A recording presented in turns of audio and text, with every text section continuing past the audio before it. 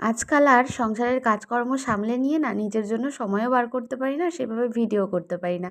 ওই যে তোমাদের সাথে শুধু রান্না-বান্না কাজকর্মের ভিডিওই শেয়ার করি।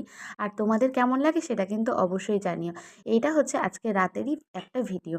বানিয়ে নিয়েছিলাম রাতে সবার জন্য রুটি আর তার সাথে একটু আলুর দম। এই শীতকালে ছোট, ছোট আলু দিয়ে দম করতে কিন্তু বেশ ভালো লাগে। আর এখানে শ্বশুর-শাশুড়ি আর দেওরের জন্য আমি রুটি দিয়ে দিয়েছি।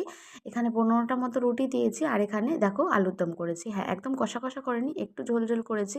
যেহেতু ওরা ৩ জনা খাবে। আর আলুর দমটা রুটিটা শ্বশুর-শাশুড়ির ঘরে দিয়ে এসে তারপরে মেয়ের জন্য একটা রুটি দিয়ে দিয়েছি। আর ও তরকারি খাবে না। ওইজন্য কালকে আমার মামার শ্বশুরবাড়ি থেকে আমার শাশুড়িকে দেখতে এসেছিল, তো মিষ্টি নিয়ে এসেছিল।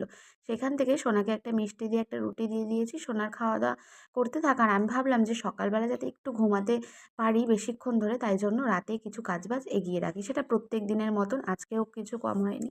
বাসনগুলো মেজে গুছিয়ে রেখে দিলাম। এবার কি বর আর আমি খেয়ে নেব, তারপর ঘুমাবো।